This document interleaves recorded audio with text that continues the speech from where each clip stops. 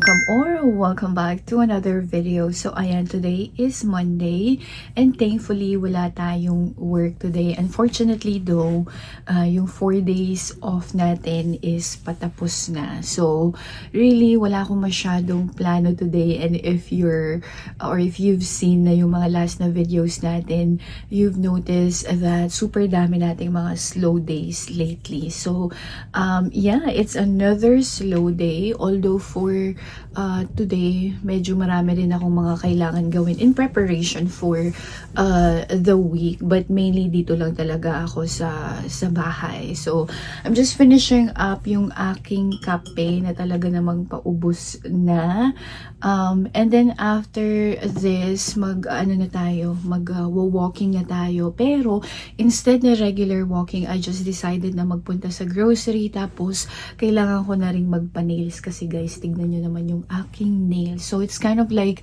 a self-care day, at saka parang mga errands day na din natin. But yeah, yun ang ating plans for today. Medyo nagtatouch up lang ako ng aking lipstick. But yeah, I hope you enjoyed yung ating simple video for today. And if you guys are new, please don't forget to subscribe and let me know sa comment section kung ano yung mga videos na gusto niyo pang makita in the future. And na guys, we are going to walk. Hindi na ako nagpalit kasi lalakarin lang naman natin. Lahat ng pupuntahan ko is malapit lang dito sa bahay. So yeah.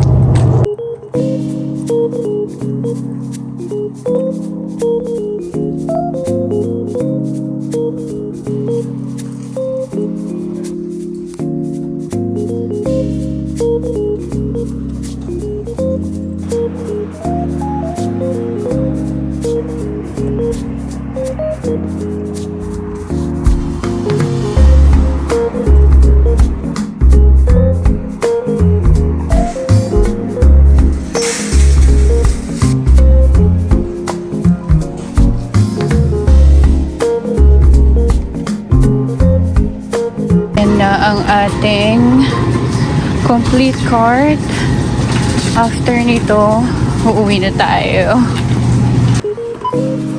Ayan, tapos na tayo mag-grocery. So, uwi na tayo kasi gutom na talaga ako. Hindi pa ako kumakain. Tapos, sobrang bigat ng dala ko. Napadami yung bili ko kanina. So, but yeah, 20 minutes walk before tayo makauwi. So yeah, let's go.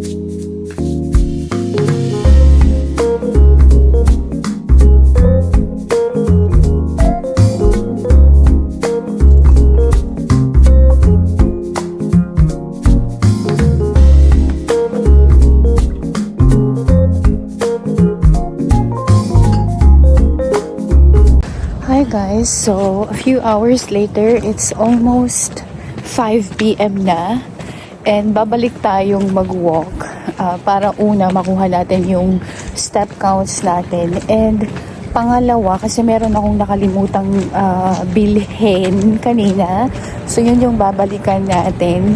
So parang meron akong hobby na gustong i-start, and since nagsisimula pa lang naman tayo, sa dollar store lang muna tayo pupunta. But yeah, super ganda ng weather today. Finally, meron ng sun. So it's a perfect day to walk. Yan na guys, nandito na tayo.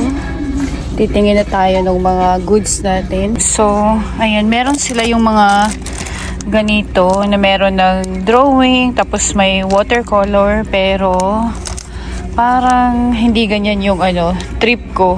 And so feeling ko alam ko na. So eto, meron sila yung mga acrylic na mga paints. Has $2 lang siya. Tapos super dami nilang options. Meron din sila yung ganito. It's really good for beginners.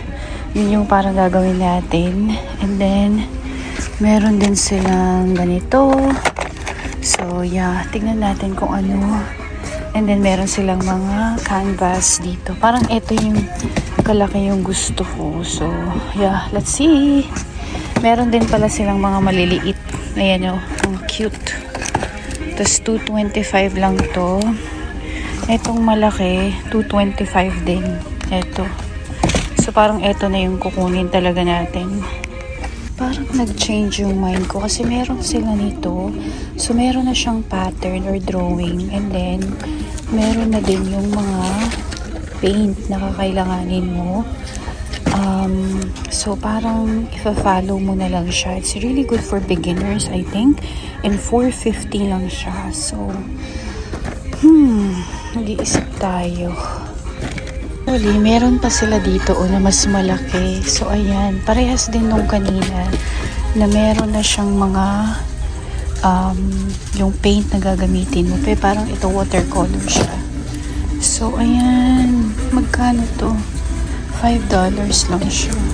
So, nice. So, ayan. Meron din silang itong ang dami nilang mga options talaga dito, guys, kung makikita ninyo. Pero parang gusto ko ito. So, $475 lang siya. Different kind of colors na siya. Tapos ito, $150 lang. Super cute. Maganda siya sa sa desk. And then, ayan, may mga brush din sila. Super iba-iba yung mga brushes nila. And then, meron din yan. So, super daming options talaga dito. Nakakatuwa. Ako dito kasi super dami nilang mga magagandang mga items. Silang mga iba-iba pang activities dito. Like kung trip mo magburda, ayan, meron sila. Ayan no, interesting. Tapos mga beads, mga ganyan, pang crochet. Kasi ang dami nilang mga beads dito. Super daming options. Tapos mura. So yeah, super nice. Ganda nung araw. At saka yung vibe talaga. So ayan, pauwi na tayo, guys.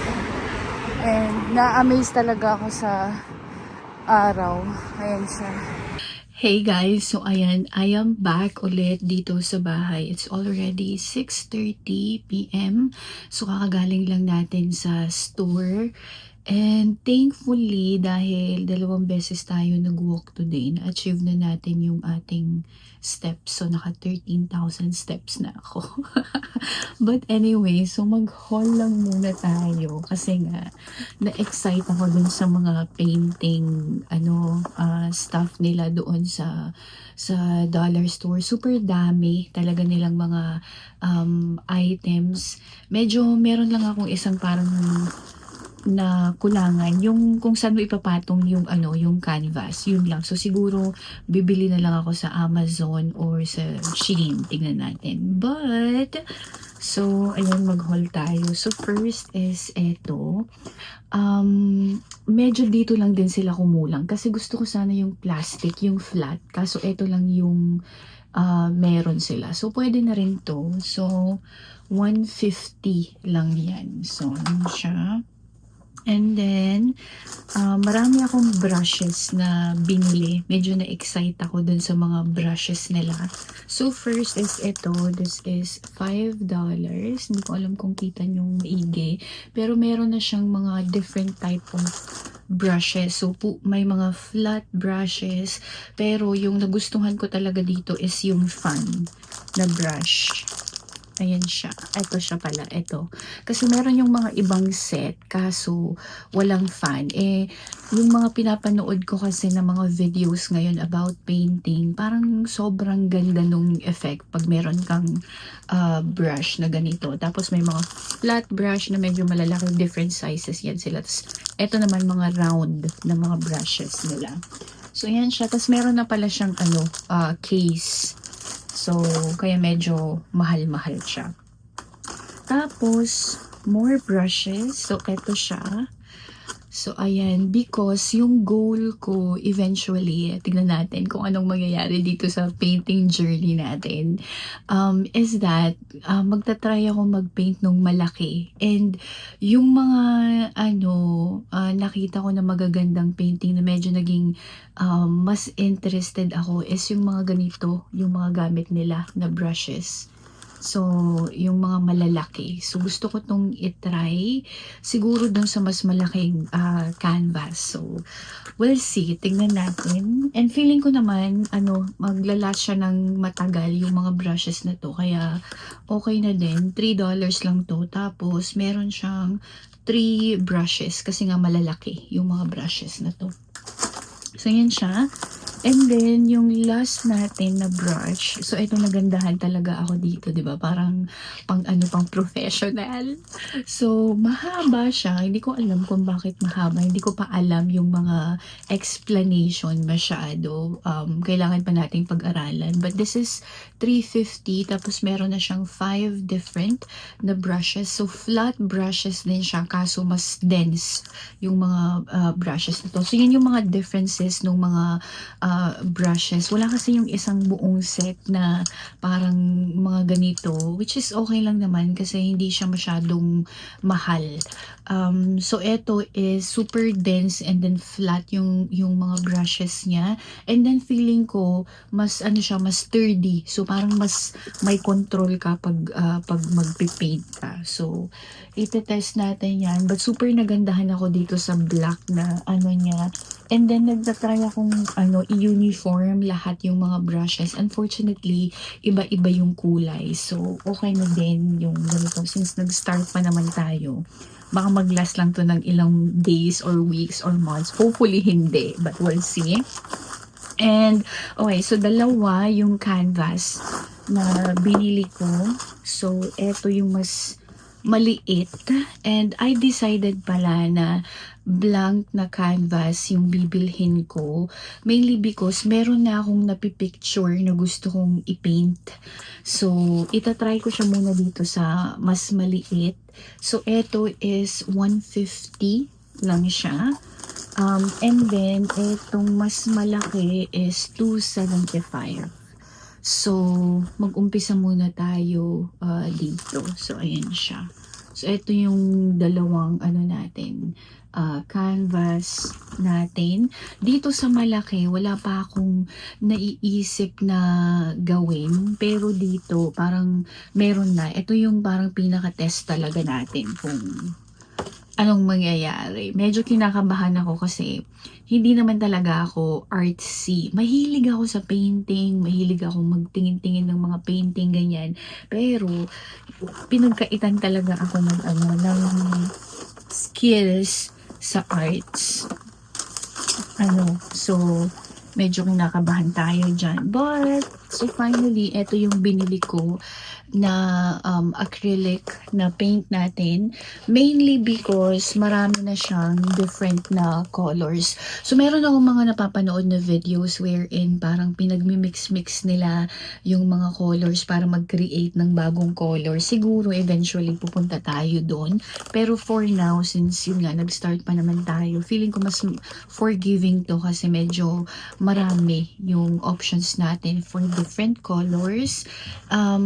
And yeah, yung naisipan ko kasi na painting, nandito na rin siya, or color, nandito na rin siya. So, perfect talaga. So, yun lang yung ating haul. Meron pala ako nabiling medyas din, pero hindi ko na siya ipapakita kasi naubusan na ako ng medyas sa dami ng mga natin, ganap natin everyday sa gym at saka sa yoga. 2 times na ako naglalaban ng medyas every week. But anyways, ayun na nga, ito yung ating color palette. Marami pa sila doon.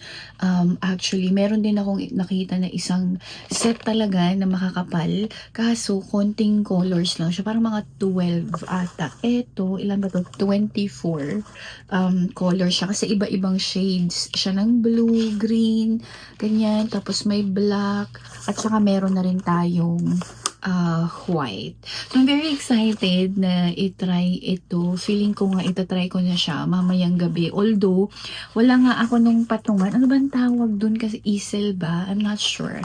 So, wala lang ako nun pero kaya na siguro. Gagamitin ko yung computer stand ko muna to start. So, yeah, hopefully, maano natin. Feeling ko naman may enjoy natin yan. But yeah, that's yung mini haul natin for today. For whatever reason, biglang nahilig lang talaga ako manood ng mga painting sa TikTok at saka sa Facebook. So, parang naisipan kong mag-try. Overall, yung total natin parang mga $20 something. So, not too bad kasi super dami naman na nating nabili. And I'm pretty sure that maglalast, especially yung mga brushes. So, makukuha na natin yung ROI natin. And then, itong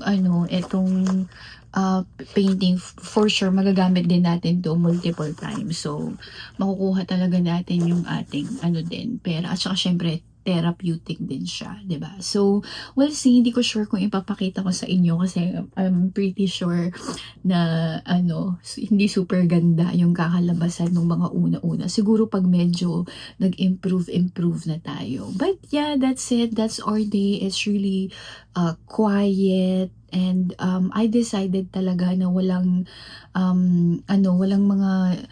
gym at saka walang yoga today because for the past almost 1 month, every day halos meron tayong physical na activity. So I decided for today na magre-rest. Supposedly meron akong actually ngayon 6:30 yoga, but mag-rest na lang tayo kasi balik na tayo ng work tomorrow, right? So, it's Tuesday, bukas. And meron kasi akong big presentation ng Wednesday. So, yun yung parang nai-stress ako doon. Ngayon pa lang talaga. Iniisip ko medyo kinakabahan na ako. Pero, kaya, 'di ba? But anyways, thank you so much for joining me. Hopefully, nag-enjoy kayo doon sa ating activities for today kahit na wala tayong masyadong ganap. And if you guys enjoyed yung video, please don't forget to subscribe. Let me know sa comment section sa baba kung ano yung mga videos na gusto nyong makita.